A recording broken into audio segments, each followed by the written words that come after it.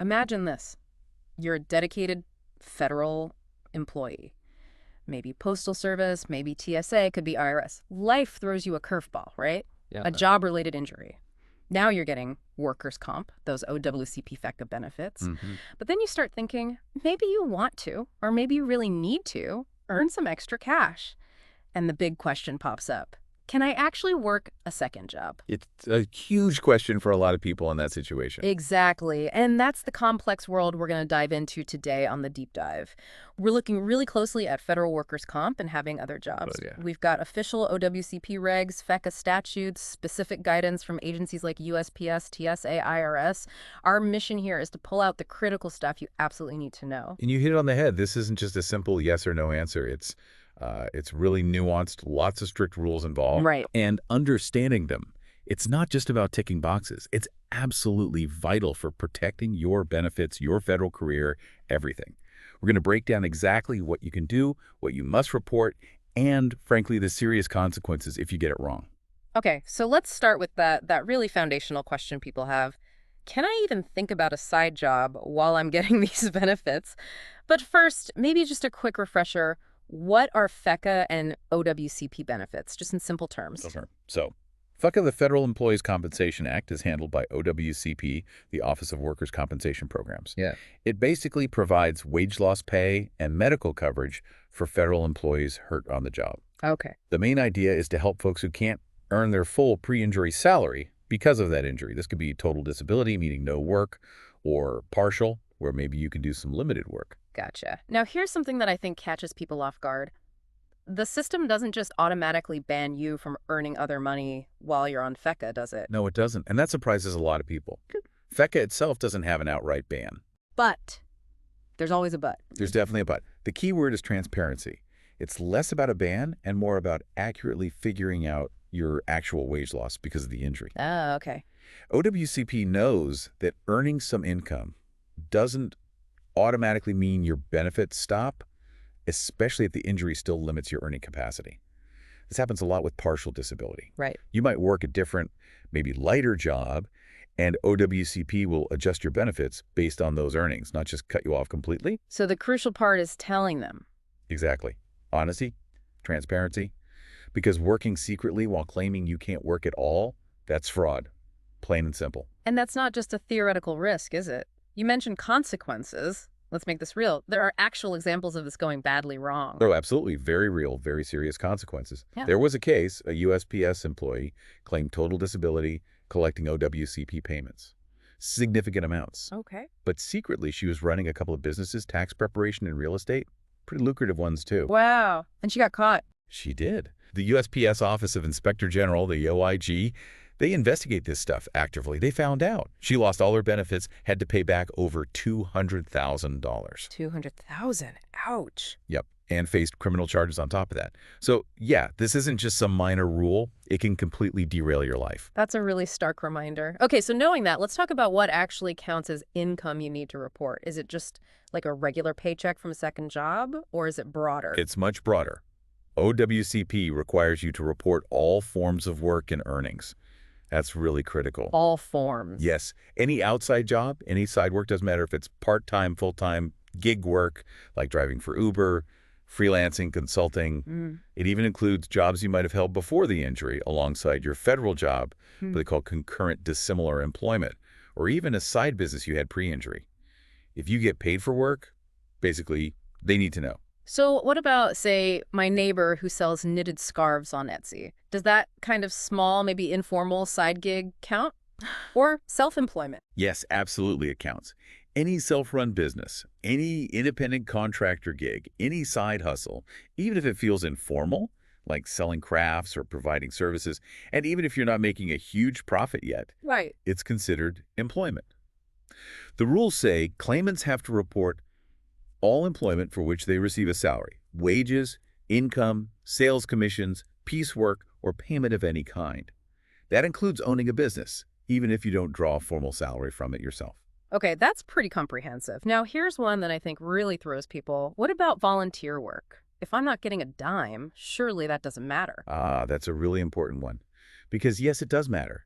Even unpaid work has to be reported if it demonstrates you have an ability to work. Really? Even if no money changes hands? Correct. OWCP looks at the estimated value of that volunteer work, like what would it cost to hire someone else to do those tasks? The fact that you're not getting paid isn't an excuse to leave it off your report. It shows capacity. That is surprising. Okay, so on the flip side, what kind of income generally doesn't need to be reported? Are there exceptions? Yes, generally passive income is excluded. So think things like interest on your savings, dividends from stocks, maybe you made some money on crypto or stocks. Mm-hmm. Rental income from a property you own but don't actively manage day to day, or an inheritance. These aren't seen as earnings from employment or self-employment, I see. so they typically don't affect your FECA wage loss benefits. Now, OWCP does ask about other things like federal pensions or Social Security, but that's because of specific laws about offsetting those benefits. The main focus for this reporting requirement is income from actual work activity. Okay, that makes sense. Focus on the work. Well, So we know what needs reporting, basically any kind of work, paid or even unpaid volunteer stuff. But knowing that is just step one, right? How do you actually do the reporting? What's the process to stay compliant? right, the how-to is crucial, and prompt reporting is a legal must under FECA. There are a few key ways this happens. First, immediate notification. If you start any kind of work part-time, light duty, a job outside your agency, you have to tell OWCP right away. Don't wait. Just call them up or write. Writing is always best for documentation, but you need to inform them immediately. Second, there's Form CA-7. That's the form you use to claim wage loss compensation for specific periods. The claim form. Exactly. And Section 3 of that form specifically asks about outside earnings during that period. You have to report it there every time you claim. And the form itself has a stark warning right on it about fraud, forfeiture, and prosecution if you don't report income. Okay, so CA-7 every time. What else? For people on benefits long-term, there's the annual certification, Form EN1032. OWCP sends this out yearly. Ah, yes, the annual form. On that, you have to report all employment or earnings over the last 15 months. Salary jobs, self-employment, side gigs, volunteer work, everything we talked about. And what happens if you don't send it back? If you don't return it within 30 days, they suspend your benefits until you do. And if you fill it out but give false answers, that can lead straight back to forfeiture and potential fraud charges. So multiple checkpoints, CA-7, EN1032, plus immediate notification. Given all that, what's the smartest way for someone to just keep themselves safe? Make sure they don't accidentally mess up. Proactive communication. That's really the key. Besides the forms, it's a really good idea to inform your agency's injury comp office or your specific OWCP claims examiner in writing whenever you start any new employment. Just cover all bases. Exactly. You know, one postal union publication put it perfectly. When in doubt, report everything. That is absolutely the golden rule here. Better safe than sorry. When in doubt, report everything. That seems like solid advice. Because this is where it gets really serious, doesn't it? The risks of not reporting. What actually happens if someone fails to comply? Is there any wiggle room for an honest mistake? Honestly, there isn't much wiggle room. The FECA system has very strict penalties, both administrative and legal. And the burden really is on the employee to know the rules and comply. So what are we talking about penalty-wise? Well, first, forfeiture of benefits. If OWCP finds you knowingly didn't report earnings or understated them, you forfeit your right to compensation for the entire period that report covered. The entire period, not just the amount you didn't report. Correct. Not just the difference. They can make you repay all the benefits you received during the time you were falsely reporting. That could be a huge amount of money. Wow. Okay. What else? There's suspension. Like we mentioned with the EN1032 form, fail to return it, payments stop after 30 days until you do. But the biggest hammer is criminal prosecution for fraud. Right. The felony charge. Exactly. Knowingly falsifying info or hiding work to get federal workers' comp benefits is a felony. That means potentially large fines, even prison time. Remember that USPS case? Yeah, probation and over $200,000 in restitution. Precisely. Plus, you could lose any future entitlement to benefits and face disciplinary action from your own agency. It's a whole cascade of negative consequences. It sounds absolutely terrifying, frankly. It really drives home that you need meticulous honesty. The Department of Labor's own guidance you mentioned sums it up well, doesn't it? It does. They stated very clearly there is no penalty for reporting income you're entitled to, whereas the penalties for not reporting are significant. That says it all, really. Report what you earn. The risk is in hiding it. Such a critical takeaway. Now, if we pull back a bit, you also mentioned something important earlier, that it's not just about OWCP rules. Federal agencies themselves often have their own rules about outside employment, right? Even when you're on workers' comp. That's right. This adds another layer of complexity. You've got the OWCP FECA rules, but then you also have your specific agency's ethics and employment policies to consider. Okay, so let's look at some examples. For, say, Postal Service employees. Right, USPS. Their Inspector General is known for being very active in monitoring claims. Also, USPS employees have specific restrictions. They generally can't work for direct competitors or major contractors like UPS, FedEx, Amazon. Makes sense. And they can't use postal resources for any side job. Plus, some outside jobs might even need prior approval from the USPS Ethics Office. Okay. What about an agency like TSA?